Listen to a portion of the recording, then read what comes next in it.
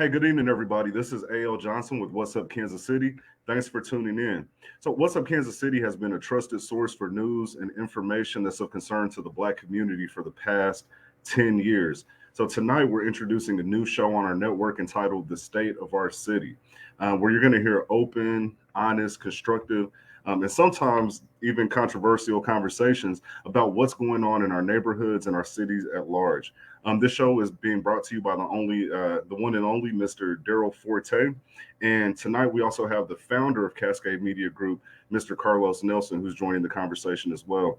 So, Mr. Forte, tell us what made you want to create this show, and what do you feel is the current state of our city?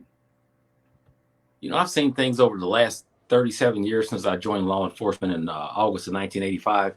And I've seen how mainstream media puts out the story that they want out. Some outlets like that, I've dealt with certain reporters, they're unfair. And every time I've come on Cascade Media, it is what it is. Nothing's edited. We're just open. And it's an opportunity to share some things. And I'll give you one quick example.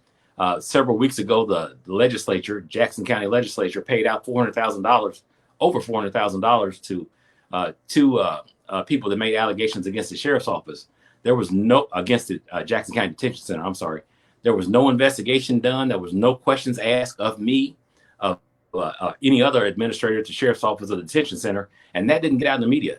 Several legislators in open meetings said Forte cost us this money. Sheriff did this. Nobody ever talked to me about it. And there was a policy that we followed. We didn't violate any policy. So the media never talked about that. So this is a platform where I can talk about those things and be open and honest about those things. Yeah, definitely. That's what it's all about here. Open and honest conversation. We don't bite our tongue about anything. And as Mr. Nelson, our founder, says, we speak truth to power. That's what we do here. And so tell me this. What are the challenges that you feel like you're facing as the first Black sheriff of Jackson County? I think, and it's no secret. Some of the body, the collective bargaining group at the sheriff's office have gone against me in two different elections. They supported my opponent. The last time, the former sheriff, they endorsed him publicly. They placed an ad in the paper, Lee Summit newspaper, saying I was unfair and all these kind of things. And these are people that work for me. So that's what I'm facing. And that's when I talk about racism being real. I talk about biases being real. We don't take an oath and swear in and all of a sudden love everybody. And up on my arrival, there was one Black male hired in 6 years prior to my arrival. And I don't count, but I know we have more than a dozen that's joined the sheriff's office since I've been there. There's been a lot more white deputies join, but I'm an equal opportunity employer, and it's more than just a slogan. So I face those kind of things, trying to get a new position at the sheriff's office that the legislature has blocked numerous times. It doesn't cost any more money. The funding's already there.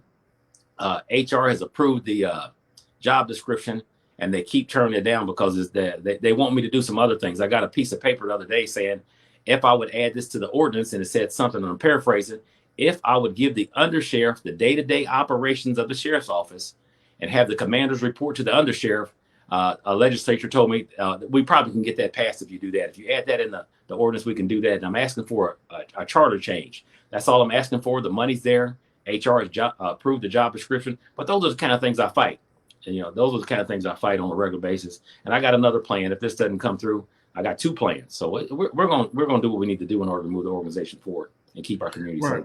And people that really follow the Kansas City Police Department know that there's a history of racism. In fact, last week, the Department of Justice launched an investigation about racism and discrimination during the work process, the hiring process, for people that are already employed through the department. They're experiencing racism. And so we have a new police chief, that they're searching for currently, who's going to be taking over that issue.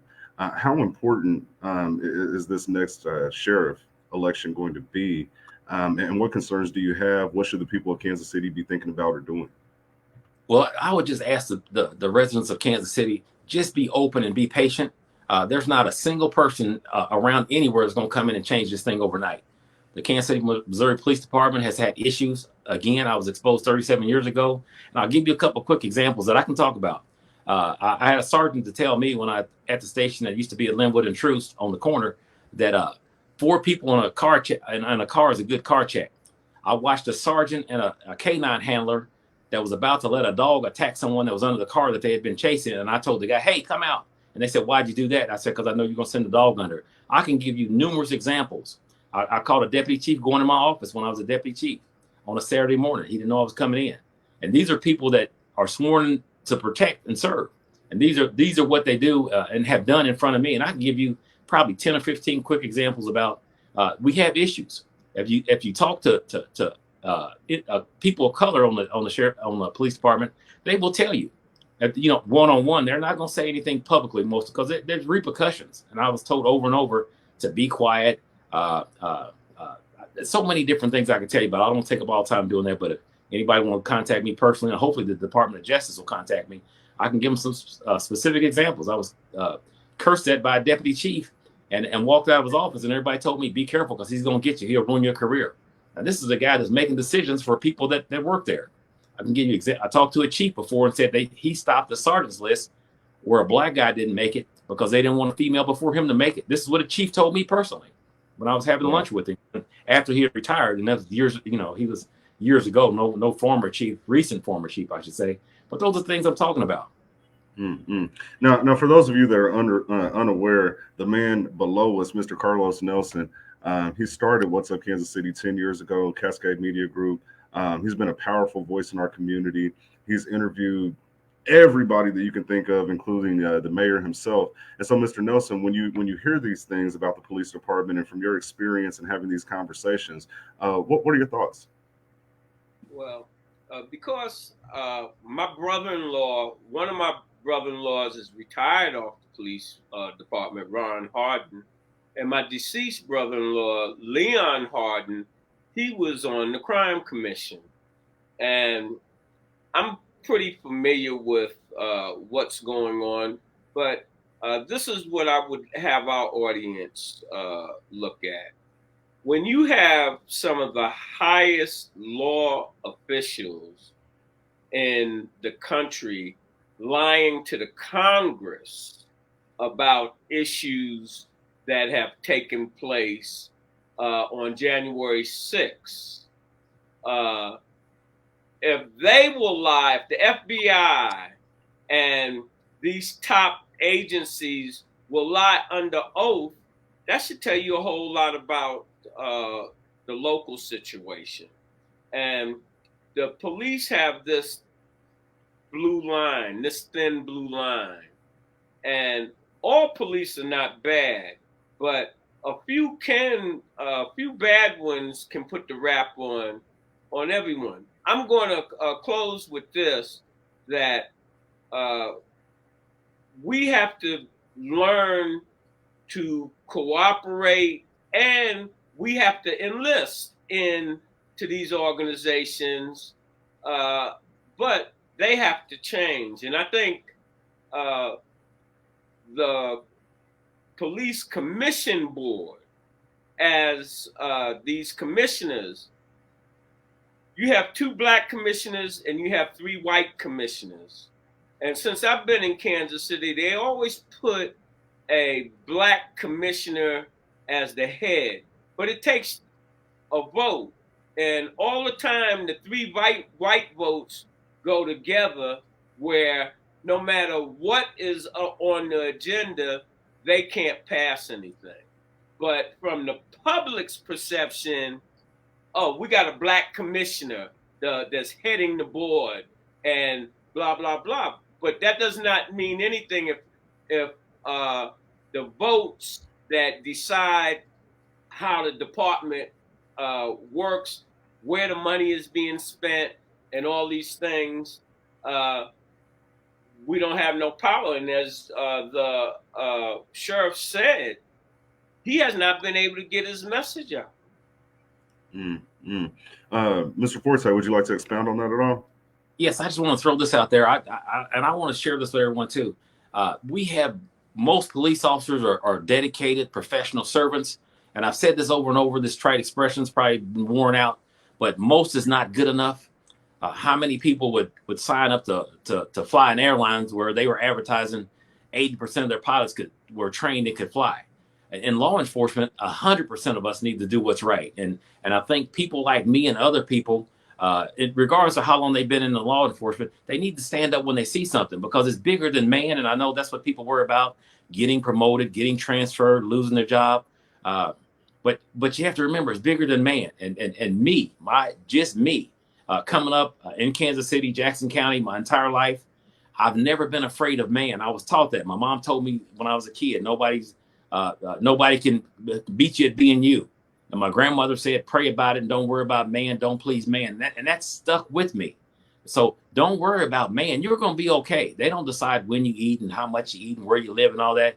When you realize your power doesn't come from man, you're going to be okay. And one last thing before you go to something else, I want to thank the entire community for supporting me my entire career, not just when I made chief or when I was elected sheriff, but I couldn't do this without God putting the right people in my life. So I don't take that for granted. I wouldn't do and have or none of that without God being in my life. So I want to say to everyone, thank you for the support. And that's where my support comes from, the community and God putting the right people in my life throughout my career to keep me where I am.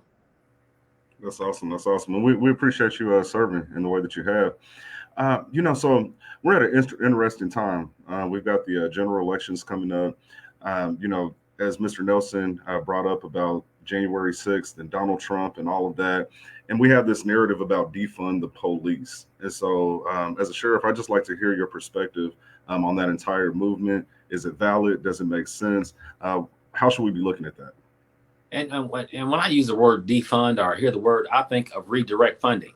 If you look at all the homicides that occurred in Kansas City throughout the years, and look back to 1968, we didn't have over 100 homicides, and we tracked since 1923 or 1926, something like that.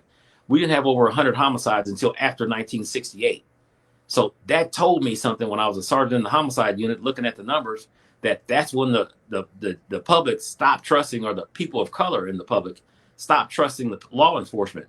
We stopped calling and we started trying to handle things on our own, and the numbers have been over 100 the majority of the time in the last 40, 50 years. There's been probably 15 times or so, at least when I was police chief, and I look back, that it was under 100.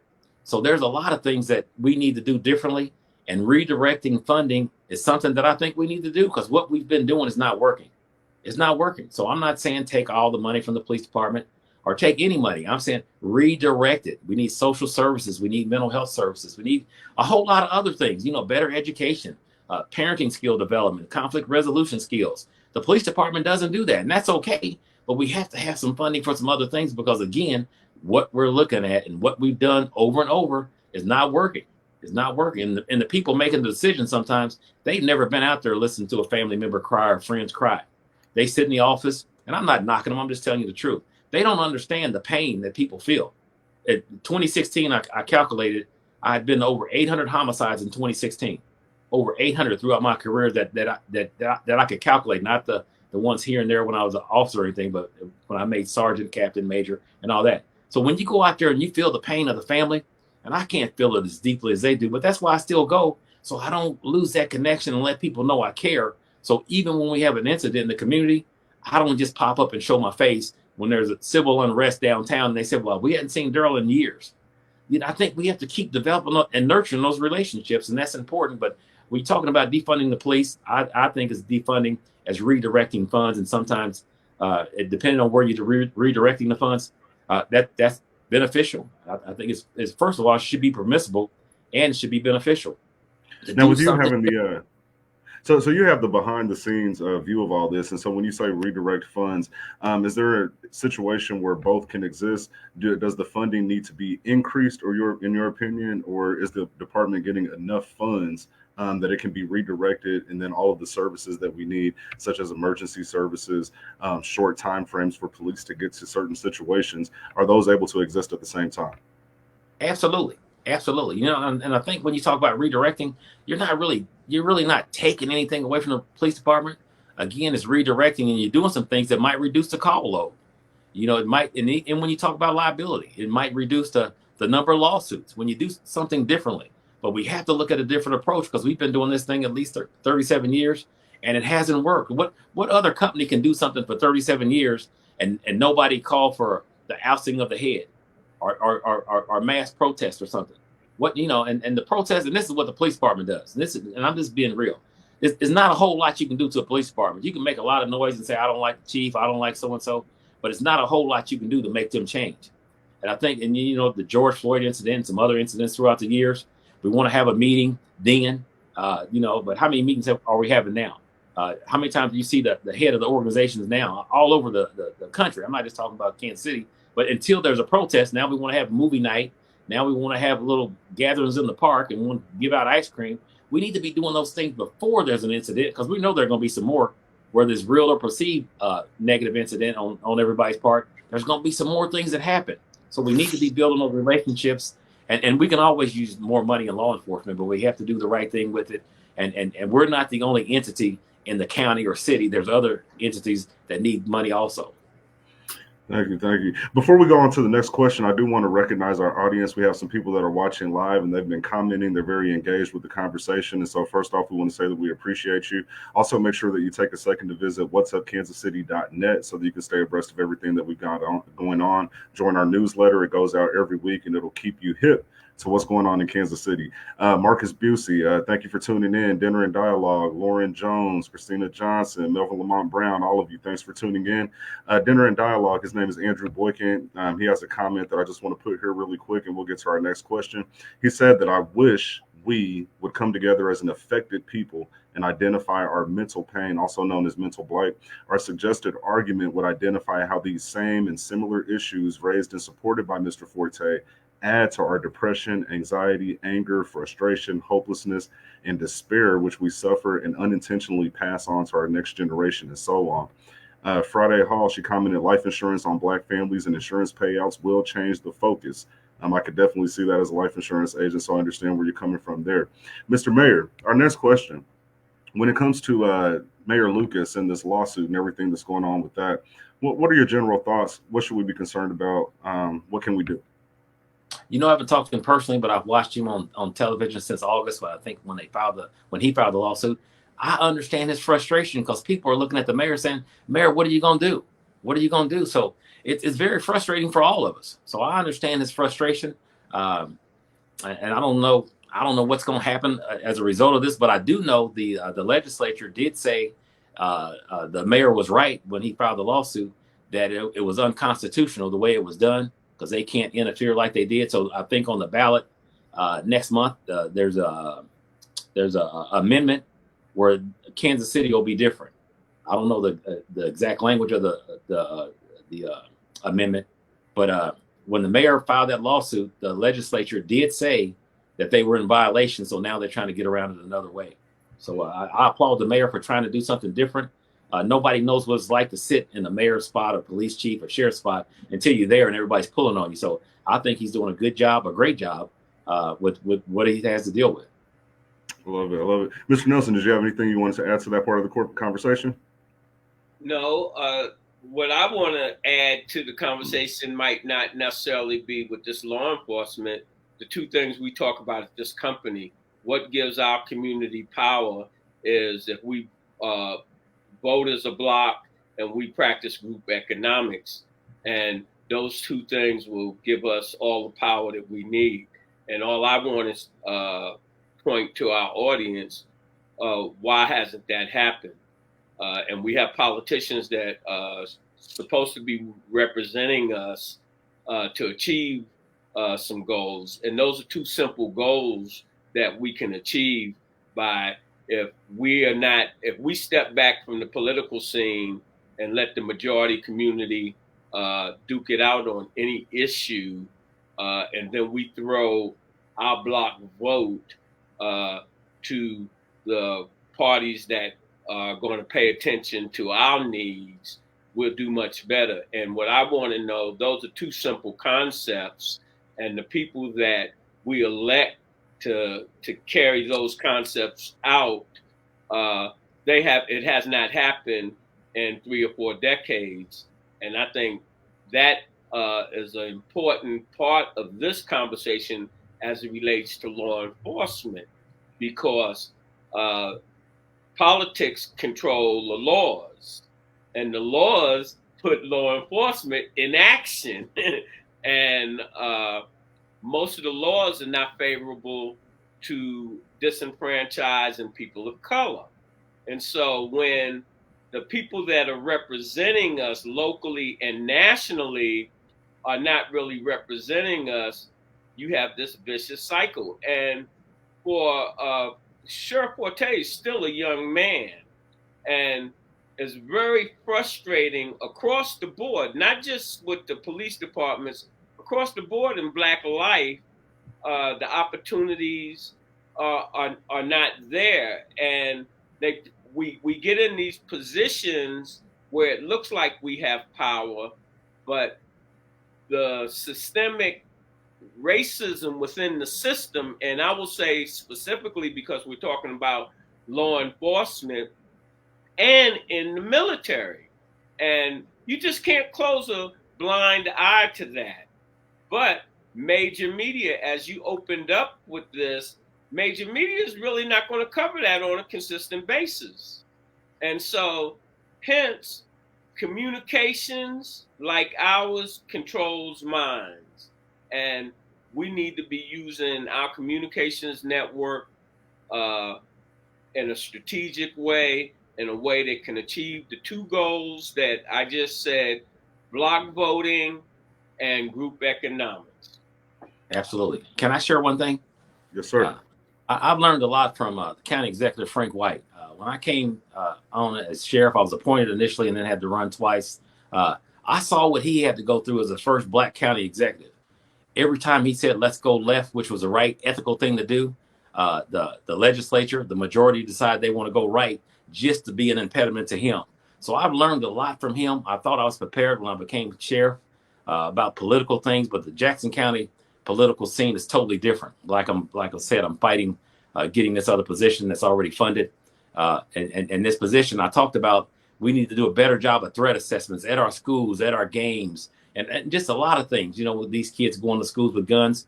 We're not equipped to do that now. We're barely hanging on to what we've been hanging on to. Some of the just daily things. We're just trying to do those things. So I go to the legislature and say, this is what I'd like. And I explain to them, and then they block it because they don't want to be successful. 3 of the legislators, they supported the last sheriff to come back during his last election. So what we do, we have people come in our neighborhoods when it's election time, and they start talking all this stuff, and you'll see probably some mean-spirited ads coming out, during election times, every election time. But look past some of the things that you'll hear. And like I said, I think the world of the county executive, Frank White, and I admire him, and he's a mentor to me now, because as I came on board and I saw how he was getting beat up, and he can't swing at every ball thrown his way because he'd be tired. It's kind of like boxing a ghost or a shadow. And I'm thinking, man, why didn't he say something? So I've learned too, just like the deal where one of the legislators started calling it Broadgate. They made a bunch of noise about it. Then they found out we had a policy. Then they shut up, and then they had to pay some money. The media doesn't talk about that. The media didn't talk about attorney trying to get inside the detention center with a knife that was in her personal property, and that was the same time we were doing the screening, and we caught her. That the media didn't talk about that. They said Forte's making them disrobe and all this kind of stuff. Not a single attorney filed any action against us or filed any complaint. So that tells you right there it wasn't merit, because an attorney, if they thought their constitutional rights. And that's why I say cascade media is important, because I told this story to other people. They don't care. All they did was showed Forte cost us $400,000. Those kind of things. So without me sharing it now and other things, you would never know. You let this thing go, Forte was wrong and he did this. There was a policy that we followed, and they couldn't afford to go to court because they accused me. They called a hearing on me. So those are the kind of things. And again, I want to go back to County Executive Frank White. I watched what he had to navigate through. And when we get in positions, people think we just have a magic wand and we can make everything happen.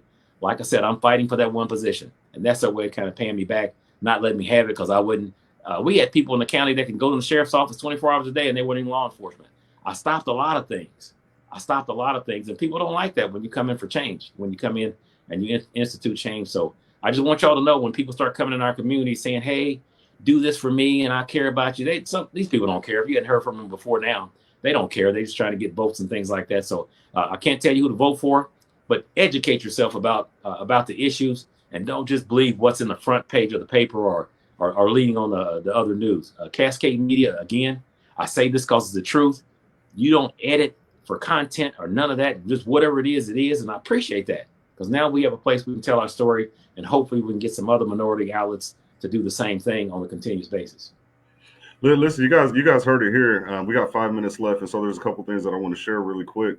But you heard from Mr. Nelson, and you also heard from Mr. Forte how important it is that we support Black media, right? So we're always talking about what they did and what they won't allow us to do, but what can we do for ourselves? And a simple thing is we can buy as a block, as Mr. Nelson said, and we can vote as a block. But we can't do that. We can't get on the same page without that media. And so we have to change our habits. We have the mainstream media, but we have to really support local Black-owned media that's really telling the truth, telling the stories that we need to hear, and we need to support that. We really need to get behind it. So again, definitely visit whatsupkansascity.net.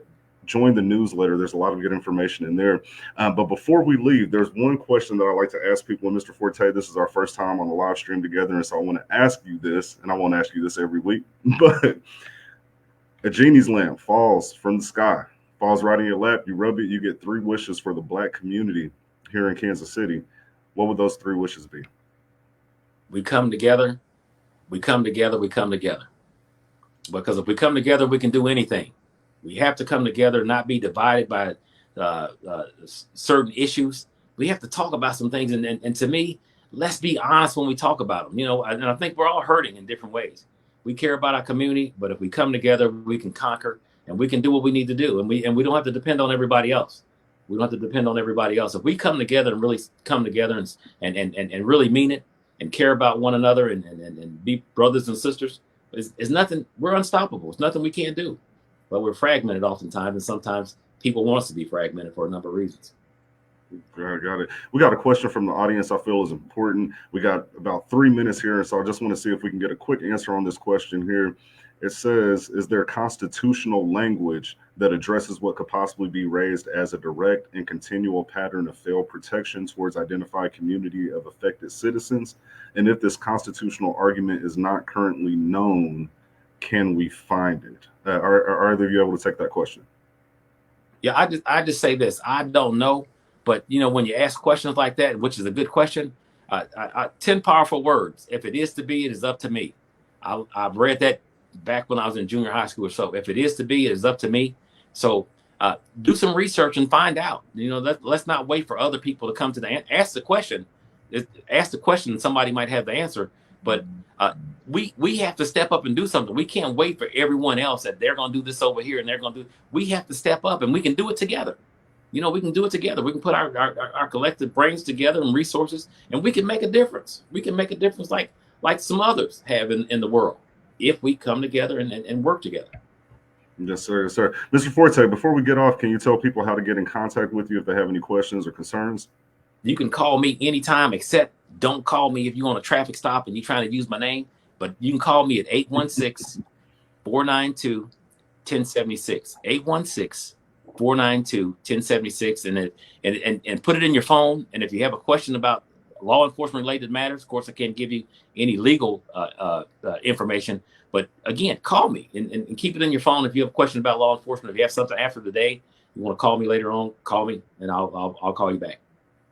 All right. And before we go, we're going to close out with a word from Mr. Nelson, but we do have a question here that we'll address next week. So for those of you that aren't aware, this is a weekly show. So come back next Thursday, same time, 7 p.m. Mark that on your calendars. We got Ms. Tamara Jones. She says, Forte, what could KCPD have done differently about missing and dead Black women? There's a huge story that's in the news right now about a Black woman who was kidnapped, taken to Excelsior Springs.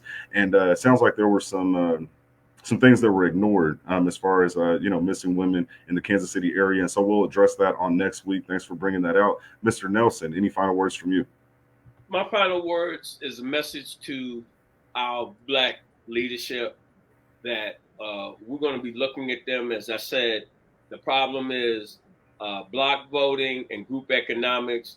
And that is what we elect them to do, to create a strategy, a winning strategy that will help give our community some traction in housing, economics, and education. And that hasn't been done. And I want to point this out to our city council and our leaderships. You think that you can go to events and put a picture up and then put a description of what's going on with a smile, and we're supposed to say that's representation. And you only want to come out when it's time to get elected. That has got to change. And here at Cascade Media Group, we're dedicated at this point to look at your voting record and look and see what you have really done to give us some traction with our economics, our housing, and our education. Well, that's a good note to close on, brother. For all of you that are tuning in, thank you. Please take a minute and share this with your network, because if the conversation doesn't go past these few people, we can't really affect the change that we need to. And so definitely share this. Again, we'll be back again next week, Thursday, 7 p.m., same time, same place. Mr. Forte, thank you for coming on, and thank you for putting all this together. Mr. Nelson, thank you for providing the platform. And for those of you who are going to be here next week, we'll see you again soon. Have a great evening.